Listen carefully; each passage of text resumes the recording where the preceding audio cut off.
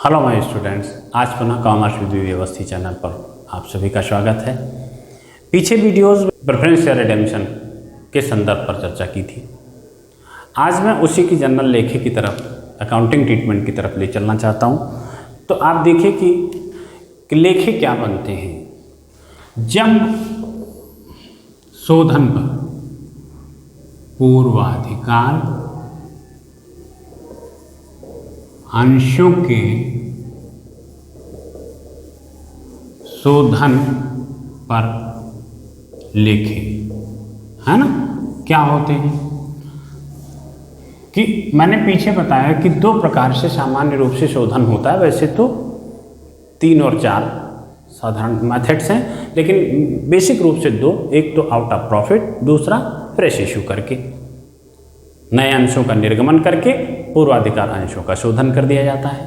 तो यदि हम लाभों से शोधन करते हैं, लाभों से मतलब डिविजुअल प्रॉफिट वो जिससे हम लाभांश डिस्ट्रीब्यूट कर सकते हैं, वो लाभ का संचय जिनसे कंपनी लाभांश डिस्ट्रीब्यूट कर सकती है, जैसे general reserve, dividend equalisation fund, workman compensation fund, insurance fund. तो ये सब क्या है, एक प्रकार से संचित लाभ है जिनसे कंपनी अपने डिविडेंड, अपने शेयर होल्डर्स को डिविडेंड घोषित कर सकती है। तो उन लाभों से, उसे कहते हैं विभाज्य लाभ, फ्री रिजर्व, कई नामों से जानते हैं। लाभों से शोधन करने पर, है ना, लाभों से जब शोधन करते हैं तो लाभ वास्तव में जो कंपनी की इस समय बैलेंस शीट में लाभ दिख रहे हैं, उन पर अधिकार वास्तव में किसका है? इक्विटी शेयर होल्डर्स का। मैंने पीछे चर्चा की है कि जितने लाभ का प्रयोग शोधन प्रेफरेंस शेयर के कैपिटल को चुकाने में किया जाएगा, तो पूर्वाधिकार अंशों के अंकित मूल्य को चुकाने में शोधन में किया जाएगा, उतनी वैल्यू का कैपिटल रिडेम्पशन रिजर्व बना लिया जाना लॉ के द्वारा कंपलसरी है। इसलिए क्योंकि सीआरआर का उपयोग कहाँ होता है? Fully paid up bonus share issue करने में। तो इधर उनके प्रॉफिट को वहाँ यूज़ कर लिया गया, दूसरी तरफ यदि कैपिटल रिडेम्पशन रिजर्व का उपयोग होगा तो उनकी कंपनी में स्वामित्व बढ़ जाएगा। तो कुल मिलाकर के कहीं उनका लॉस नहीं होता है। तो जब हम लाभों से शोधन करते हैं तो जैसे statement of PL account debit किया, जनरल रिजर्व अकाउंट को डेबिट किया, डिविडेंड इक्वलाइजेशन फंड डेबिट किया, एंड अदर्स। यदि कोई इस प्रकार से कोई और है तो उस खाते को डेबिट करके टू कैपिटल रिडेम्पशन रिजर्व, पूर्वाधिकार अंशों के अंकित मूल्य के बराबर, पूर्वाधिकार, शोधित पूर्वाधिकार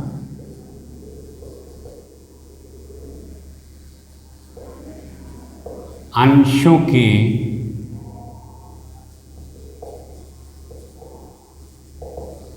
अंकित मूल्य के बराबर। ठीक है, अंकित मूल्य के बराबर सीआरआर जनरेट कर लिया जाता है। यदि अंशों का शोधन यानी कि शेयर पूर्वाधिकार अंशों का शोधन प्रीमियम पर हो रहा है तो हमें प्रीमियम्स की भी व्यवस्था करनी पड़ती है। प्रीमियम की व्यवस्था के लिए कहा गया कि यदि कंपनी की बैलेंस शीट में सिक्योरिटी प्रीमियम का बैलेंस दर्शित है, दिख रहा है, तो सबसे पहले हम प्रीमियम की व्यवस्था उससे करेंगे। यदि वो नहीं है या वो इनसफिशिएंट है, ऐसी दशा में हम जनरल रिजर्व या प्रॉफिट एंड लॉस अकाउंट से मैनेज करेंगे। ठीक है ना। तो यदि प्रीमियम पर शोधन है,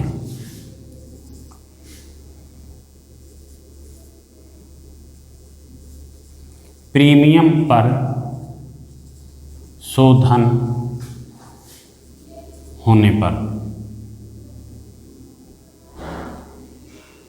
होने की दशा में प्रीमियम की व्यवस्था करना। तो security premium, account debit, general reserve, account debit to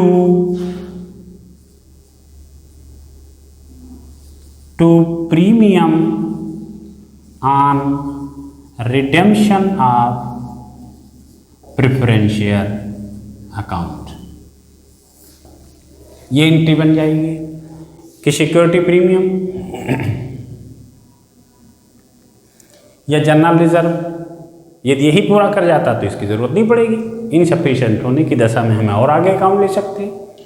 तो सिक्योरिटी प्रीमियम और जनरल रिजर्व को डेबिट करके premium on retention of debentures को प्रेफरेंस शेयर्स को क्रेडिट कर लिया। ठीक है, ये एक प्रकार से व्यवस्था हो गई। अब हमको रिडेम्पशन करना है। शोधन पर एंट्री क्या होगी? Preference share capital account debit premium on redemption of preference shares debit to preference share holder account। ये एंट्री कर ली गई। ठीक है, फिर इस होल्डर अकाउंट को उठा करके डेबिट किया गया। Preference shares holder account debit to bank, ये भुगतान हो गया। ठीक है, ये ड्यू के उनके खाते में पहुंचा दिया गया शेयर होल्डर्स के, और फिर उठा करके पेमेंट कर दिया गया। और यदि यहीं पर प्रीमियम पर शोधन नहीं होना है तो ये एंट्री नहीं बनेगी, यहाँ पर ये एंट्री नहीं बनेगी। सिर्फ इतना कर लिया गया और उठा करके इनको पेमेंट कर दिया गया। ओके, अब जरा सा देखिए कि यदि नए अंशों का शोधन हो, नए अंशों के निर्गमन के साथ हम शोधन कर रहे हैं तो बड़ी बात नहीं है। ये तो तब था जब हमको लाभों से शोधन करना है, रिडेम्पशन करना है। और दूसरी स्थिति ये है कि जब हमें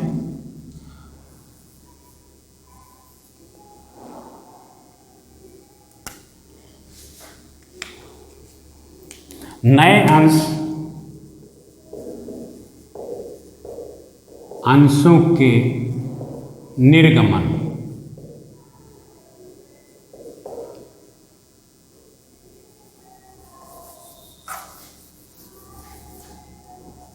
नए अंश निर्गमित करके शोधन। ठीक है, कि यहाँ पर हमने लाभ का उपयोग नहीं किया, उतने रुपए के हमने शेयर्स, नए शेयर्स इशू कर दिए, फंड मैनेज हो गया, उस फंड से हमने रिडेम्पशन कर दिया प्रेफरेंस शेयर्स का। क्लियर? तो क्या अब निर्गमन की एंट्री आपको शेयर इशू में पता है, bank account debit to share capital. इसको दो में भी बना सकते हैं, bank account debit to share application, allotment to share capital.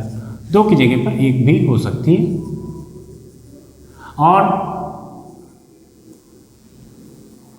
यहां पर एक चीज और है, इक्विटी शेयर कैपिटल अकाउंट। यहां पर इक्विटी शेयर कैपिटल भी इशू की जा सकती है और प्रेफरेंस शेयर्स भी। कहीं पर लॉ ये नहीं कहता कि उनके शोधन, प्रेफरेंस शेयर्स के शोधन करने के लिए इक्विटी ही इशू किए जाएंगे। ठीक है, जैसी कंपनी की स्थिति बनती है कि वो उनके रिडेम्पशन के लिए नए प्रेफरेंस शेयर्स इशू कर दिया और पुराने अंशों का रिडेम्पशन कर दिया। ठीक है, तो ये एंट्री बना करके फंड मैनेज कर लिया गया। और फिर वही दो एंट्री जो पीछे मैंने बनाया कि preference share capital account debit to preference share holder account. ठीक है, और फिर preference share holder account debit to bank, ये उठा के पेमेंट कर दिया गया। ठीक है, ये पैसा हमको मिल गया, ये हमने उनको ड्यू किया और उठा करके पेमेंट कर दिया। यदि यहीं पर ये मान लिया कि नए अंश प्रीमियम पर इशू होते तो यहाँ पर सिक्योरिटी प्रीमियम भी क्रेडिट हो जाता, और इनको यदि प्रीमियम पर हमें शोधन करना होता तो प्रीमियम का प्रीमियम से माइनस कर लेते और हम शोधन कर देते, जैसे हमने पीछे किया।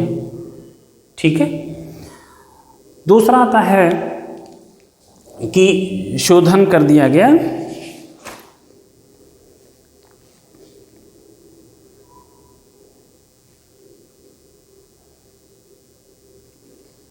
ठीक है ना। तो ये मूल रूप से दो फैक्ट्स आते हैं कि उनको यहाँ पर ये ध्यान रखना है कि नए अंशों के निर्गमन करके भी हम प्रीमियम पर इशू कर सकते हैं, सम मूल्य पर कर सकते हैं, उस दशा में भी हम प्रीमियम पर शोधन कर सकते हैं और सम मूल्य पर कर सकते हैं। ये कंडीशन क्वेश्चन की होगी, जैसा कंपनी कर रही है आपको इन्फॉर्मेशन देगी।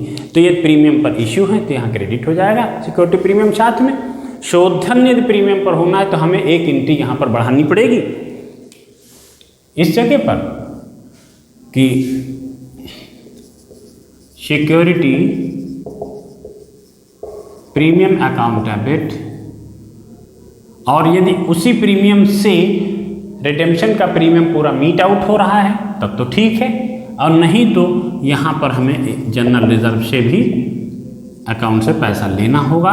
और to premium on redemption account, premium on redemption of preference shares,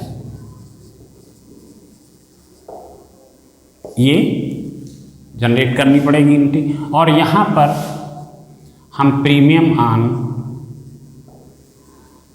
redemption of यानी यहाँ premium on redemption of preference shares account को डेबिट करना होगा।